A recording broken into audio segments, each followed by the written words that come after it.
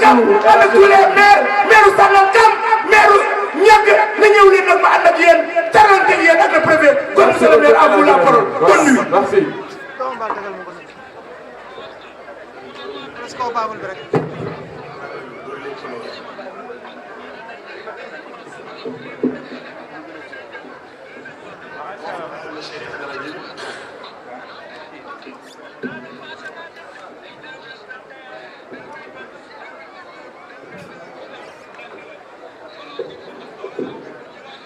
Monsieur le sous-préfet de l'arrondissement de Sangalkam, honorable député, notre frère, notre député, monsieur El Hadji Ndiaye,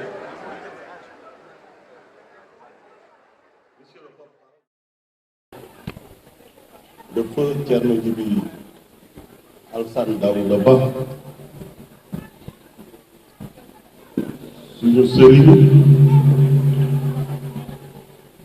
monsieur le représentant de la famille de Serigne Touba Serigne Moustapha Mbacké, monsieur les commandants de brigade de Sangalkam à Tivaouane Peulh, de Tivaouane Peulh à Bambilor, monsieur le commissaire de Dakhaï, je veux dire tout simplement monsieur les forces de défense et de sécurité, monsieur le grand saltigué de l'arrondissement de Sangalkam, monsieur le chef de village de l'arrondissement de Sangalkam, monsieur le chef coutumier religieux de l'arrondissement de Sangalkam, madame la première adjointe du conseil municipal de Bambilor, je peux aller plus loin pour dire, messieurs les bureaux municipaux des conseils municipaux de Sangalkam, Tivaouane Peulh et Bambilor, messieurs les invités, mais des invités de marque qui dirigent des mouvements politiques ou appartenant à d'autres coalitions politiques ici présents. Aujourd'hui, c'est un grand jour, chers de la presse, chers animateurs et animatrices. Aujourd'hui, c'est un grand jour pour la commune de Bambilor. Aujourd'hui, 4 avril 2026, qui marque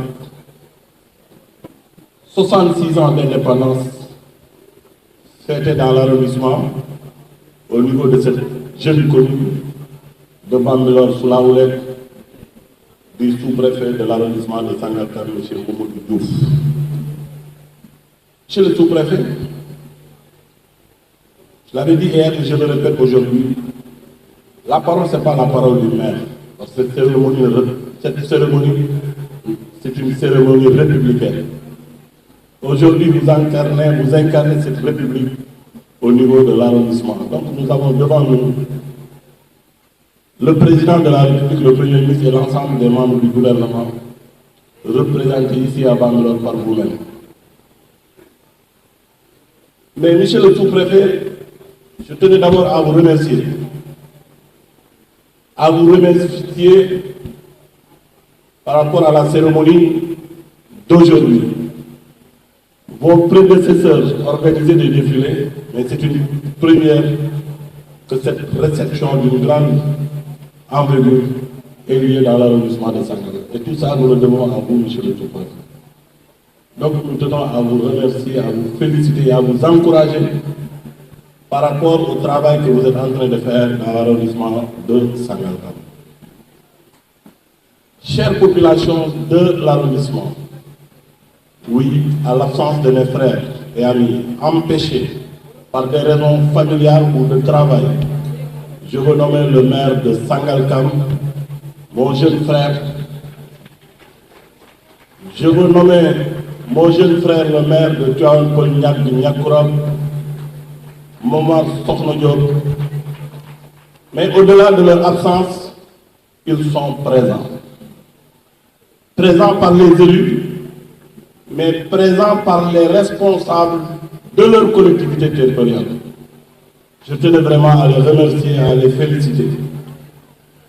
Mais monsieur le préfet, la première approche que j'ai eue lorsque j'ai fait le tour des tables, je me retrouve dans la communauté rurale de Sangalkam. Oui, je me retrouve dans la commune de Sangalkam, qui fait naître la commune de Bambilor, dont j'avais l'insigne honneur d'être le premier vice-président en 2009.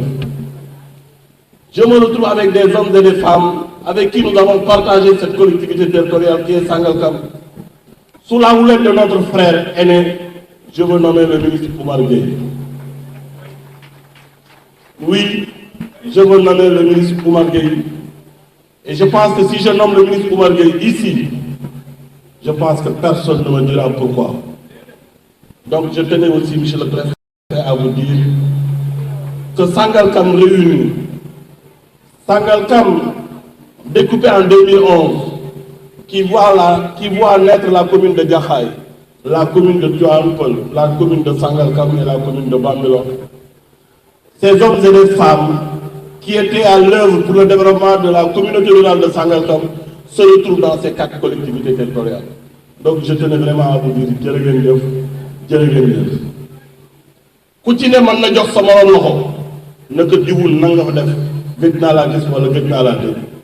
Mais vous avez réussi, monsieur le préfet, des connaissances de plus de 10 ans qui se retrouvent aujourd'hui à Bambilor. Demain on peut se retrouver à Tivaouane Peulh Niague ou à Sangalkam. Donc merci. Gërëm bu baax population arrondissement bu Sangalkam.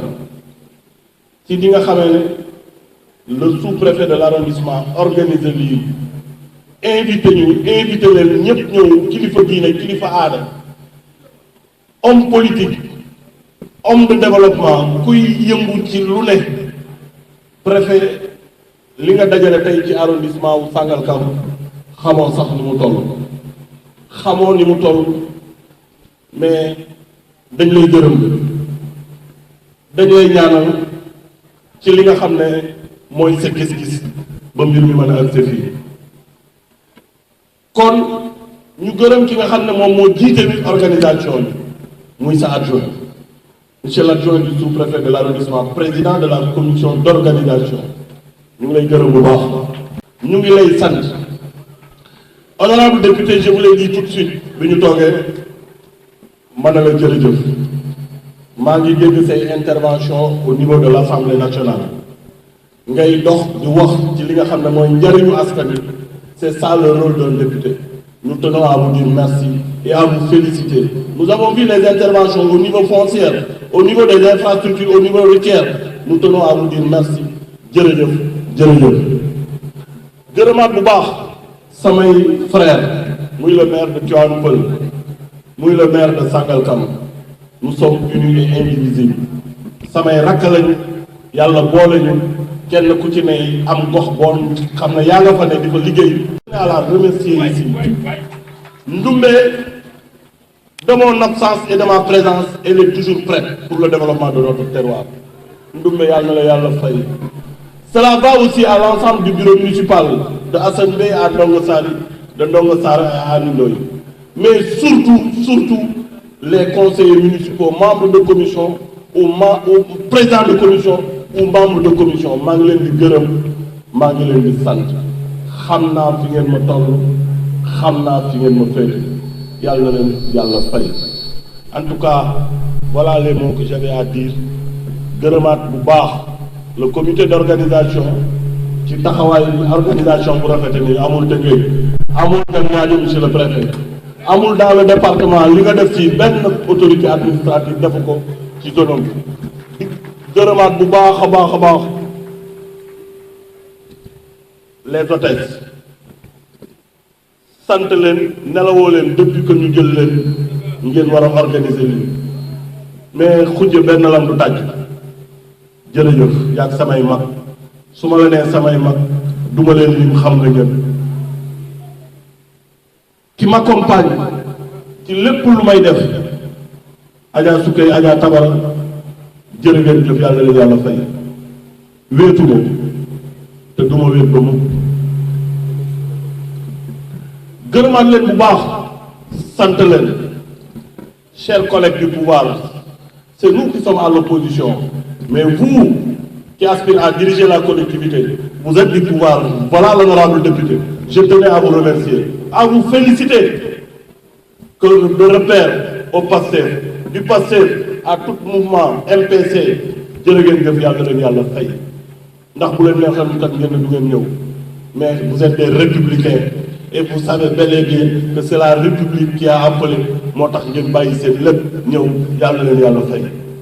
En tout cas Younga, c'est sur ces mots que j'avais à dire gërëmaat ñëpp sant it les traiteurs et di demander les jaayal ñu def très attention parce que li préfet commande du lii rek bari na dama nekk France mu yónnee ma ko bi ma ko yónnee ma ne ko kon xanaa fi la ñuy ndékkee bu ñu reeree mën nañ ci añ reer ci ndékki ci fi may daane la nag mooy kilifa diine yi monsieur le préfet dañuy gërëm kilifa diine yi fi sant leen Thierno Malick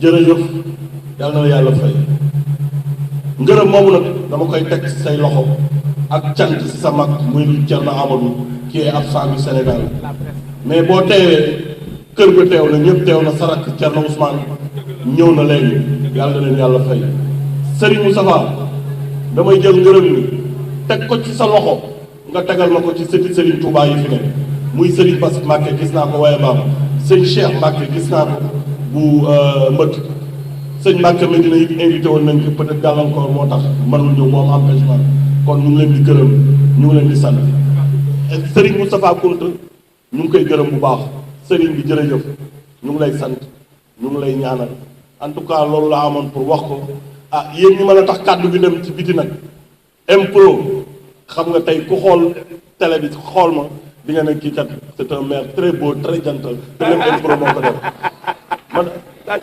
bu leen tàcc loolu Modou Sall ana Modou doo tàcc loolu ah voilà merci mon frère merci mon frère ana Djibril doo tàcc loolu ana Rougui Ousmane ana Ousmane Rougui voilà merci tàcc loolu ana Djibril non Djibril dañul joxe njaam moo tax préfet Djibril du ma jox njaam non du ma jox njaam du ma doon ah voilà mais boo paree leen ni ma veste bi rafet na loolu quoi ana Cissé Ba ana Cissé MPC waaye merci jërë ngeen jëf yàlla na leen yàlla fay la presse jërë ngeen jëf wasalaam merci. dama ne tabarkàlla macha allah monsieur le maire jërëjëf foofu nga daanee rek foofu lañ delluwaat sunu ngërëm kontaan nañ ci yéen ñoom Jibril jong tabarkàlla macha allah Cissé Ba sama xarit mu Sall Diop taxawaay bi rafet na Ousmane Rougui taxawaay bi rafet na ak responsable bi fi nekk yëpp dama ne ñun lii la nu bokk lii moo nu boole cër yi yàllaa ko moom yàllaa ko joxe waaye mbokk gi nag yàlla moo ko bind ci aras ñu bokk ko di doomi Bambilor waaye doomi gox bi seen taxawaay rafet na nii ngeen def tabarkàlla macha allah lii mooy Sénégal lii mooy Bambilor lii mooy commune bi lii mooy gox bi lii mooy Sénégal kon jërë ngeen jëf yàlla yàggal ànd bi merci beaucoup. jërëjëf El Hadj Lamine di remercier bu baax monsieur le maire Ndiaye Diop mi nga xam ni moom moo fi jógee mais di remercier également bépp leader politique boo xamante ni nii yaa ngi fii ñu mën cee lim Daouda Diong bu repère président ñu ngi lay nuyu di remercier monsieur Ousmane Rougui Sow di remercier président Modou Sall Diop di remercier également Cissé Ba bu ñu limee dañuy jóg ñu ngi remercier ñëpp li ñuy def maintenant mooy préfet sous-préfet de l'arrondissement monsieur le préfet waaw votre dévouement oui votre engagement oui pour le développement de Sangalkam sont exemplaires. dëgg la Vous avez su fédérer les énergies et pouvoir oui promouvoir l'unité dans cet arrondissement. monsieur le préfet. Monsieur le préfet, votre travail acharné et votre vision pour l'avenir de Sangalkam oui ont déjà porté leurs fruits. Nous vous remercions pour votre contribution remarquable. Machallah. Sous votre impulsion, Sangalkam avance sur la voie du progrès. Votre leadership, votre sens de l'écoute sont précieux pour notre communauté. Nous saluons en tout cas votre engagement pour l'unité et la cohésion sociale dans cet arrondissement. Vous êtes un modèle pour tous. Mesdames et messieurs, sur ce, préfet dafay ñëw fii joxe ay distinction jox ko maire yi nga xamante ne nii ñoom ñoo nekk ci arrondissement bu Sangalkam. kon monsieur le préfet hôtesse yi. kon mbooloo mi nga invité monsieur le préfet mu ñëw fii. ngeen indil ma trophée bi nga xamante ne moom la ñu jagleel Ndiaye Diop bu Sangalkam. ñu kontaan ci yow monsieur le maire Ndiaye Diop. monsieur le préfet kontaan nañ ci yow te taxawaay rafet na. génne leen trophée dama ne lii fi am mi ngi fi soog a am tey. dama ne lii nga defoon daaw. monsieur le maire Ndiaye Diop daaw neex waaye tey dolliwaat.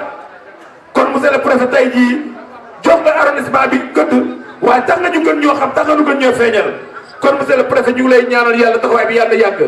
yàlla nekk préfet doon gouverneur doon ay yu bëree bëri kon préfet bi ngi décoré monsieur le maire Ndiaye Diop de session presse bi nañ ko jël presse bi jël leen ko waaw mu ngoog ko aye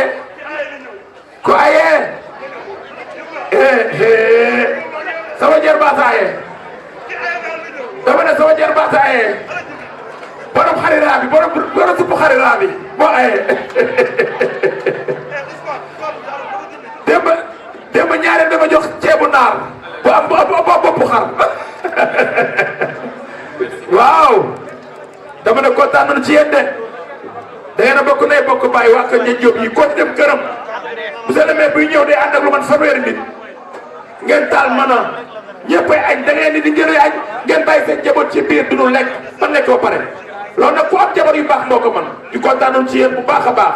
merci beaucoup. waaw ci distinction boobu Mami Seck Mami Diagne ak Kolle seen mag. voilà ki aye moom moo ko jël ki aye mu ngi dem ak moom.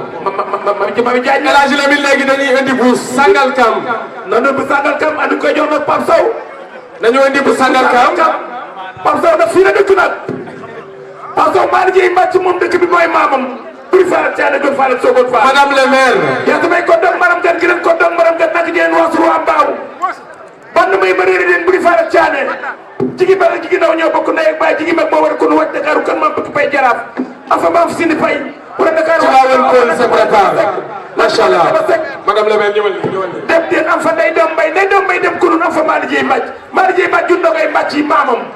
jur maa liggéey mbàcc madame le maire ñëwal nii fi la dëkk préfet. buri Faal Thiané Diop Fall Sokone Fall. ah madame le maire nooy lébu yaayu Pape Sow en directeur de cabinet bu maire ak monsieur le directeur de cabinet kaay le directeur de cabinet de maire anamu nee na jox Fatou Dramé waaw mi ngi noonu waaw na ko jox Fatou Dramé Ndoye loolu war naa mën a ne Fatou Dramé Ndoye loolu mën naa mën a ne ñëpp seen maa ngi waa suñu bàyyi dawul ñett ko maa sam dërëm di nga Ndoye bi dee géej loolu war naa mën a ne Ibrahima Ndoye ngeen premier si Ndoye jóg a jëlee Fatou Ndoye boobu sax ma doon jigéen ñi ba yóbbal Baye Birame Ndoye monsieur Ndoye Baye Birame Ndoye ma ñëw Ndoye Baye Birame Ndoye Baye Birame Ndoye ñu ngi liber Mali dama ne yéen ak Pape Sow yéen a bokk lépp war naa fee mën a jël lu ne kontaan nañu jërë ngeen jëf jërëjëf Ndoye Lebo ah bu ñu paree ci loolu El Hadj Lamine ñu woo waa Tivaouane Peulh. waa Tivaouane Peulh waa Tivaouane Peulh. tabarkalla macha allah Papis Diop le maire de Tivaouane Peulh. nga xam ne Papis Diop nag représenté par son adjoint. Papis Diop ses adjoints. Bator Diop ay macha allah. la jooree maamam voilà. ku la joor dem jël Fatick nga jël ma Samba Yacine gis jàmm kooku nag Boubacar Ka moo ko tee Boubacar Ka rakkam a nga nii ànd ak madame la adjointe Adja Kolle Ndaw tabarka at biigee ñu jógee nag ci waa Tivaouane Peulh tabarkalla macha allah ñëw fekk si nag monsieur le maire ñeen Diop ak Ndoumbé Diouf waaw Makoro Diouf di maamam tabarkalla macha allah ngeen leen jël trophée Papis Diop bi nga xam ne doomu Bator Diop bi nga xam ne bàyyam nekk na ministre de culture ci réew mi nit ku baax ku jàppale Tivaouane Peulh ñàgg tabarkalla macha allah Boubacar Ka jërëjëfati jërëjëf madame les maire jërë ngeen jëf yal na yàlla yàggal taxawaay bi yàgg ànd bi monsieur le président Moussa Fall secrétaire municipal ñu ngi lay jox sa wàccuwaay Moussa Fall le secrétaire municipal jàmbaar jigéen nee nañ jigéen ñi bu nee jàmbaar la de jigéen ñi bu nee jàmbaar nga merci beaucoup. kon Moussa Fall jërëjëf ñu ngi lay jox sa wàccuwaay baax a baax El Hadj Lamine. waaw li ñuy def mooy jox jàmbaari commune bi. jàmbaar fekk tëgg gi jàmbaari arrondissement yi. dugg waagaan xaññeeg waagaan muy monsieur le préfet. waagal Coumba Sarr Mbaye Ngom. le sous-préfet de l'arrondissement de le Sangalkam. sous-préfet. le bour. naa la bàyyi ak moom. le sous-préfet. le potan. le sous-préfet. ki nga xam ne mooy jàmbaar ki nga xam ne moo ñëw fekk arrondissement bi mu yem mu ne damay avancé ak moom moo ñëw jël maire yi def leen fële ànd ak ñoom ne nan ànd ci dëgg nan ànd ci liggéey nan ànd ci bokk ndey bokk baay bu kenn yëngu nan bokk ndey bokk baay dajale leen dama ne yaa def lu jafe dajale département bi li mu kenn mën leen dajale kenn mën leen réunir ndax ku nekk da ngaa bëgg sa bopp waaye bi nga ñëwee yaa jógu kilifa diine yi kër kilifa diine yi tey bu ziyaaru Bambilor jotee yëpp day ñëw sa loxo bii lay jaar bu yegg dara xewee ci gox bi léppay ñëw comme monsieur le préfet département bi ak arrondissement bi ñu ngi ñaan yàlla bés boo fi jógee yàlla nekk gouverneur nekk ay doomi tànk yu bari kaddu nga ngoog. Honorable député Youngar Dione, monsieur l'adjoint au sous-préfet de l'arrondissement de Sangalkam, monsieur le maire de la commune de Bambilor, mesdames, messieurs les adjoints au maire, mesdames, messieurs les conseillers municipaux, monsieur le commandant de la compagnie de gendarmerie de Rufisque, messieurs les commandants de brigade de gendarmerie de Bambilor, Sangalkam, Tivaouane Peulh, Niatou, Dendibir, Keur Marem Mbeng, monsieur le commissaire de Jaxaay, messieurs les chefs de village, madame, messieurs les délégués de quartier, autorités religieuses et coutumières, kilifa diine aada ak aada yi yëpp gis naa leen ñu ngi leen di jox seen wàccuwaay di leen nuyu ak képp ki nga xam ne responsable politique nga ñëw fii fekkee ci bés bii pour jëmmal ko. Population de l'arrondissement de Sangalkam, chers invités, fierté bu mag laa am tey janoog yéen ci bés bi bés bu màgg bi nga xam ne ñun ñëpp fierté boobu ñoo koy partagé muy sunu bésu indépendance. waaye balaa loolu ñuy xuus ci loolu dañuy gërëm yàlla bi nga xam ne may nañu ñu fekkee ko ren talaat ko parce que dañ ko ñaanoon daaw biñ ko defee tam Sangalkam mu may ñu mun ko fekkee ba nga xam ne dinañ ko mën a délocaliser quelque part ci benn commune pour que population yi ku ci nekk yëg ne feet bi feetu askan wi la. yàlla sunu borom defal ñu ko kon ñu ngi koy sant di koy gërëm di ko sant ñoo ko waxoon daaw ne dañuy délocaliser yàlla def ñu ñëw fii Bambilor amoon nag yéen def défilé bu mag a mag a mag a mag mais comme ngeen ko xamee niñ ko délocaliser indi ko fii Bambilor noonu la ko son excellence monsieur le président de la république délocalisé yóbbu ko Thiès kon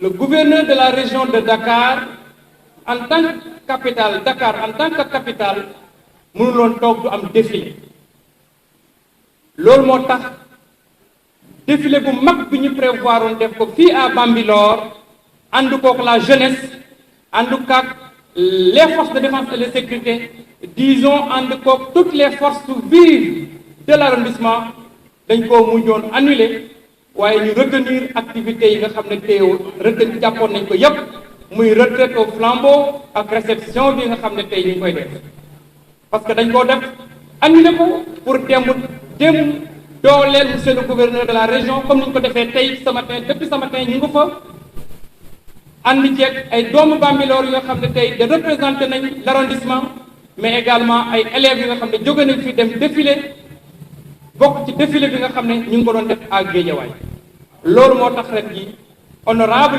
ñu ngi koy souhaité moo tax ren defuñu défilé fii mais ñaan nañ yàlla suñu fi yàlla bàyyiwaatee ñu fekkeewaat ko te tal ko ñu def incha allah défilé bu mucc ayib parce que population yi mérité nañ ko, population yi namm nañ ko, population yi soxla nañ ko.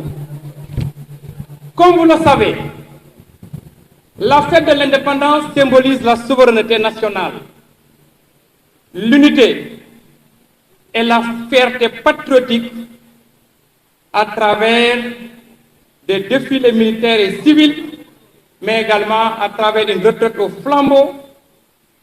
Loolu nag lépp lu ñu koy def suñu waxee souveraineté suñu waxee unité li ñu bëgg rek mooy l'unité nationale et la cohésion. Parce que fête indépendance dafa nekk un moment de rassemblement national qui célèbre la cohésion sociale, l'unité des différentes forces vives de la nation.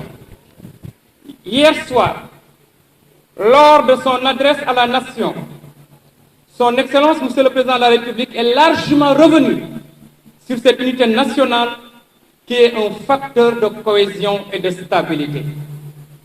Président de la République démb ci discours am bi lii nga xam ne ñu ngi koy dund fii Bambilor daf ñu ciy ñaax parce que dafa bokk bëggu Sénégal yépp nekk benn parce que unité boobu mooy indi suñu cohésion nationale unité boobu mooy indi suñu stabilité te li ñu gis fii tey Bambilor monsieur le maire wax na ko vraiment lii mooy unité bi nga xam ne loolu la kilifa yi bëgg. Cette journée célébrée chaque année avec ferveur à travers tout le pays est une occasion pour les citoyens de se rassembler autour des valeurs patriotiques, de se souvenir de notre histoire et de transmettre aux générations actuelles et futures ce sentiment d'appartenance à une nation unie par ses idéaux avec certaines valeurs cardinales telles que le ngor, le fit et l'amour de son pays, pour ne pas dire l'amour de sa patrie. Ce jour historique rassemble tout le pays dans une célébration collective de la liberté, du patriotisme et de l'unité. C'est pourquoi depuis l'année dernière, nous avions décidé en rapport avec les maires des 3 communes, la jeunesse de l'arrondissement et les forces de défense et de sécurité d'organiser des activités dans le but de fédérer et de consolider l'unité et la cohésion sociale. J'en profite su lii amee tey dañuy remercier messieurs les maires pour leur appui constant au comité d'organisation. Monsieur le maire, toutes nos félicitations et tous nos remerciements monsieur le maire Ndiagne Diop.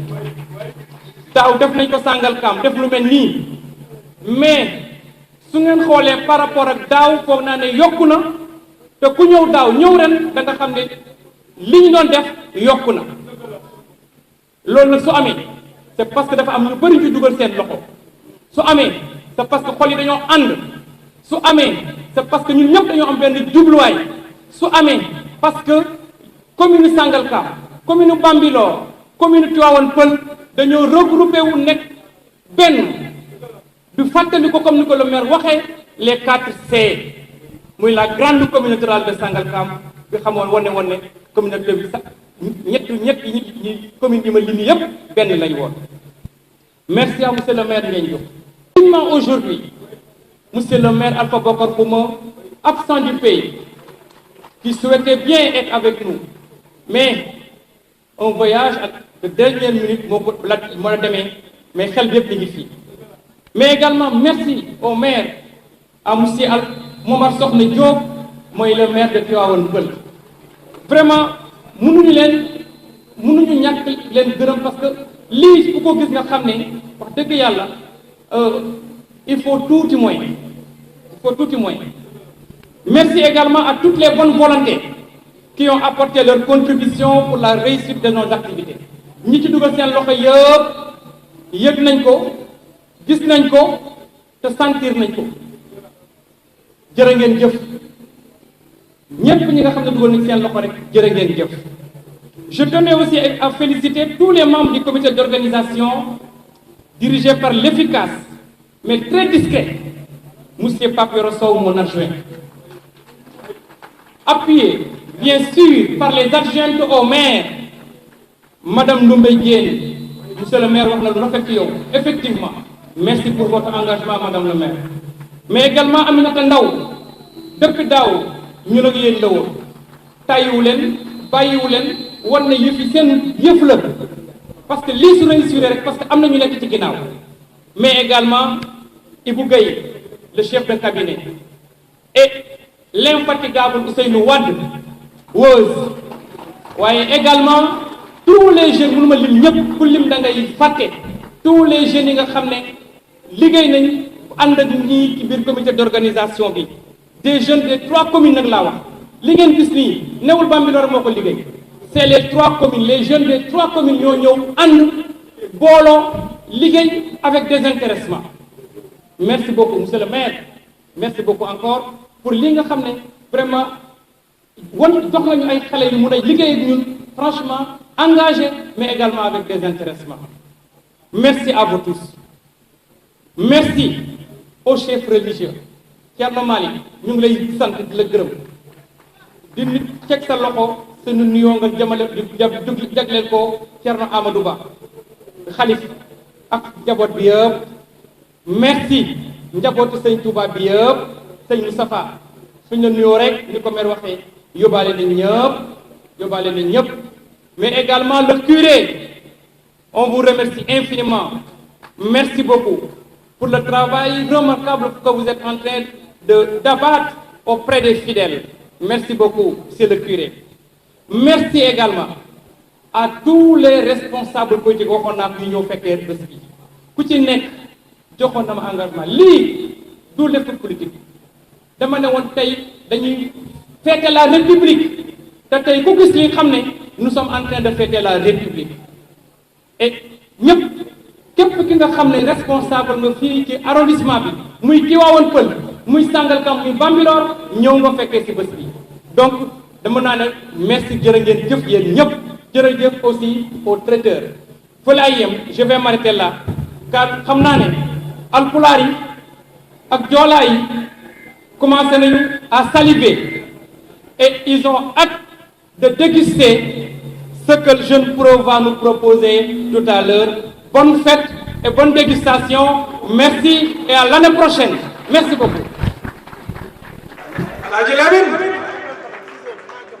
dégg nga kàddu yi nga xamante ne nii moom le sous-préfet de l'arrondissement bi yëkkati di monsieur Badji Diouf ngeen baal ma monsieur Mamadou Diouf kàddu yi nga xamante ne nii yëkkati na ko moom moo jiite li nga xamante ne nii moom moo di. Happy birthday to you. Many joyeux anniversaire. Joyeux anniversaire. Joyeux anniversaire. Sangalkam. Joyeux anniversaire. Bés bu dellu si moone. Bés bu dellu si moone. Bés bu dellu si moone. Sangalkam. Bés bu dellu si moone. Waaye gâteau bi am na chocolat. Sa gâteau bi am na chocolat. Sa gâteau bi am na chocolat. Ak tuuti bi. Sa gâteau bi am na chocolat. Waaye moom sa bopp moo neex. Moom sa bopp.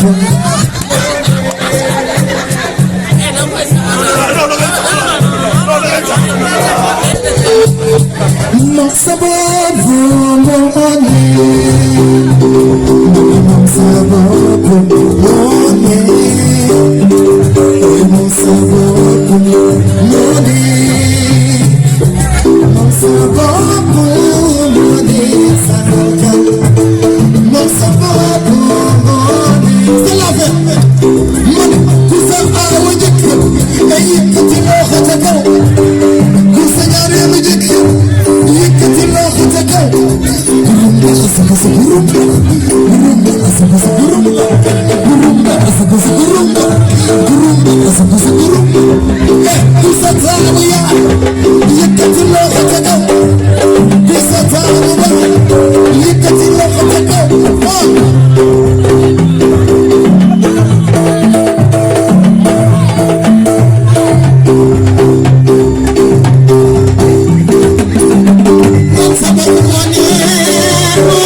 arrondissement bi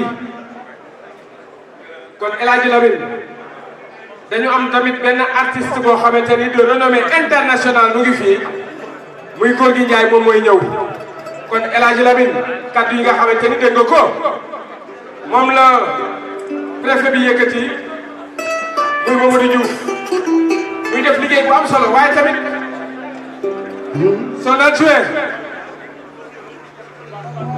Mamadou Diouf jërëjëf kontaan bu baax a baax dañuy wax rek dañu ko am gan na nga yokk sóor dañuy jox sóor rakk Gorgui Ndiaye waaye nag di wax ne Adja su ngay bàcc ak i tabara bàcc monsieur le maire kontaan na ci yéen Adja ku jëngom ak tubaarkalla macha allah ak ñi nga xam ne ñoom Mayane Gueye tubaarkalla macha allah ànd ak ñoom Adja dégg nañu ci yéen bu baax a baax a baax a baax tubaarkalla macha allah di gën ci madame Mbaye jóge ba Tëngéej ñëw ànd ak doomu nayam di délégué de quartier bu Almadies 2 tabarkalla macha allah kontaan nañu ci yow bu baax a baax madame Mbaye nit ku baax ba waaye nag ñoom aaroon na sama jarbaat yi ñoom Moussa Ba Pape Ndiaye ASC bi tabarkalla macha allah Abdou Diouf Mansour Ngom tabarkalla macha allah bi nañu ci yéen bu baax a baax Badou Gueye Ibou Gueye Habib Diong Badou Gueye Habib Diong macha allah Aliou Lay yéen ñëpp xale yi kontaan nañu ci yéen bu baax a baax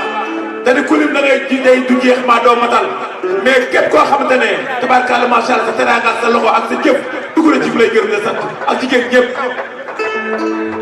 Habib dafa am xaar rek bàyyi nu xale bari na ci noonu doom def waaw tabarkalla macha allah kon nu dugal tabarkalla macha allah Gorgui Ndiaye waa Thierno Malick ba jërëjëf yàlla yaa nekk taxawaay bi. ba yow dina jëmale askan jëmale tarixa jëmale bokk jëmale yàlla yàlla dool teraanga bi ani Papa Ndiaye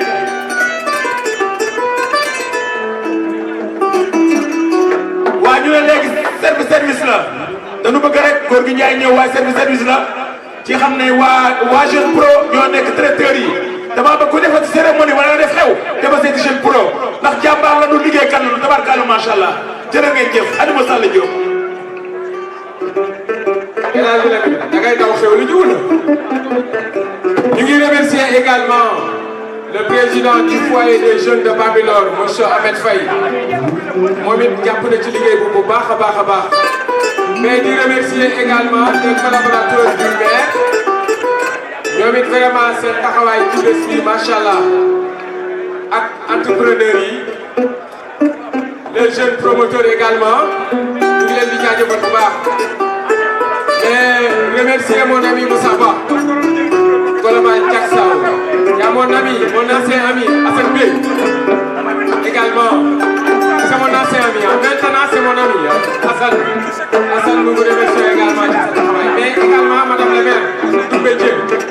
Doumbé, vraiment, c'est une dame battante. C'est une femme exemplaire. C'est une femme à côté du maire qui est en train de faire un travail remarquable. Doumbé, jaajëf bu ñu amoon lu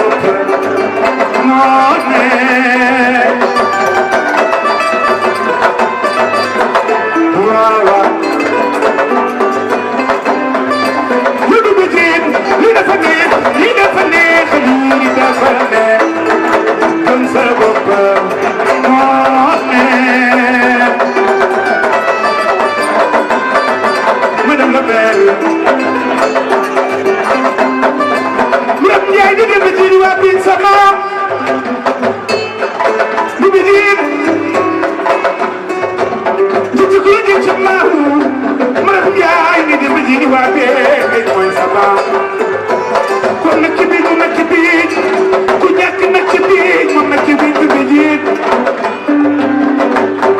jigéenu ngeen jox madame la maire jigéenu ngeen jox lu bi diin madame la maire jigéenu ngeen jox lu bi diin madame la maire jigéenu ngeen jox lu bi diin madame la maire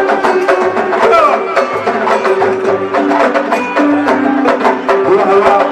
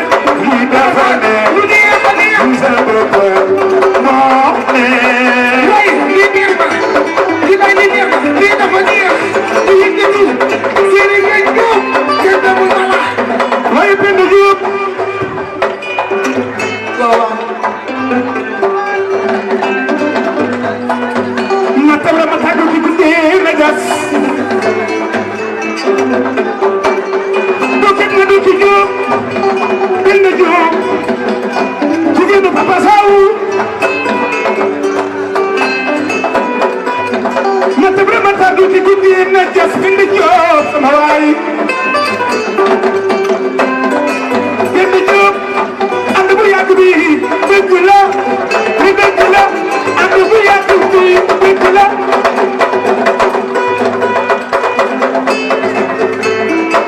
jigéenu gañ ko bind Jóob ma nga jàppee ba tey may woo ma tam ma tàggu ci guddi na jas doki ma doki Jóob bind Jóob lay lii la la lii dafa neex lii dafa neex lii dafa neex wóor ma bind Jóob wóor naa la sant fi yónnee sa maame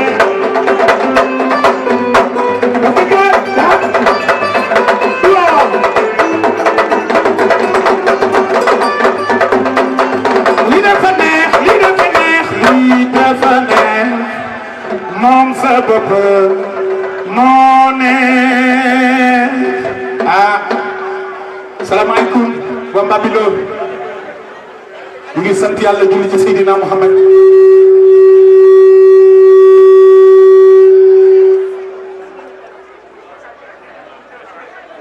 te nag ñëw naa fu ma miin parce que Seydina Muhammad ñëw naa foo xamante ni fu ma miin lañu maa ngi nuyu sama mag Lamine Ngom demul ko du paaru deen bàyyi ko jëngom góoru ko jëngom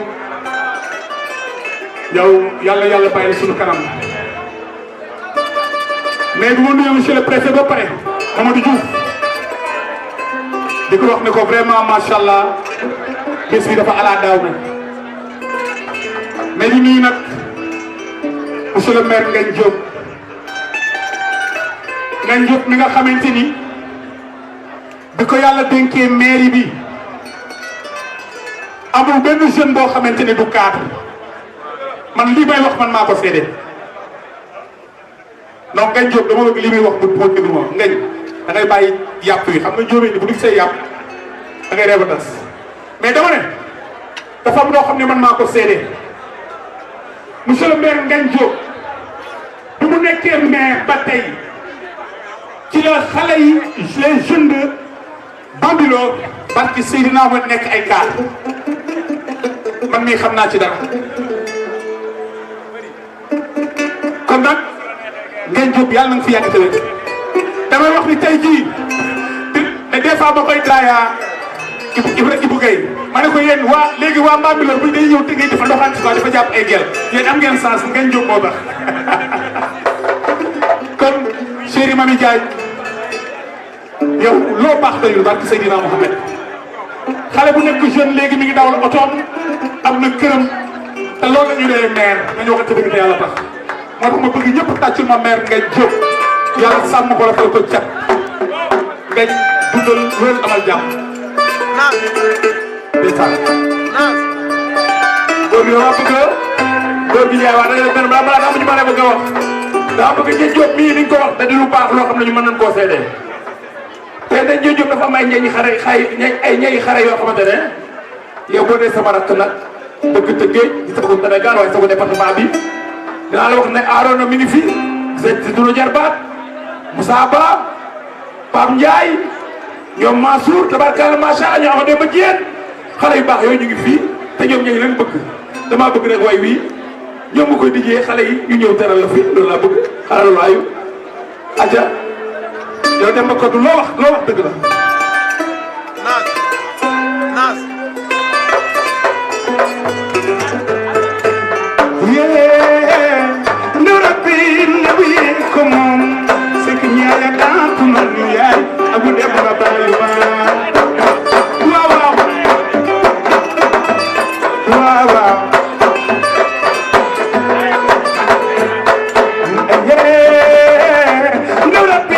Independence, c'est que ñaaya daa tumal ñu yaay abu dem ba bàyyi ma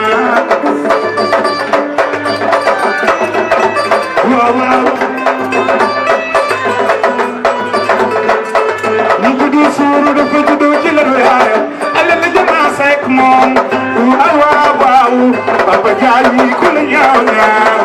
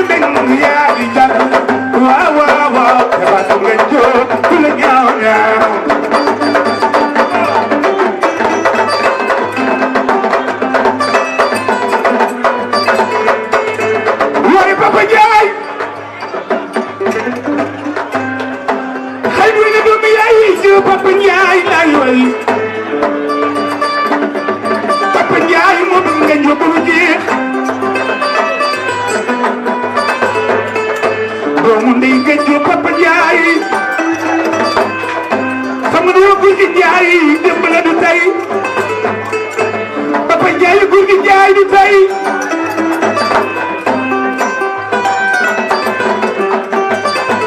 Papa Jaay doomu ndey Ibu Gay mi may way yow góor gi jaay du tey démb la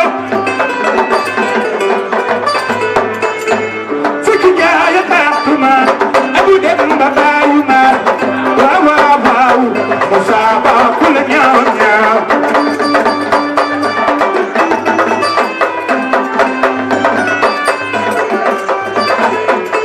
Cheikh Wade dafa judd ci lalu yaay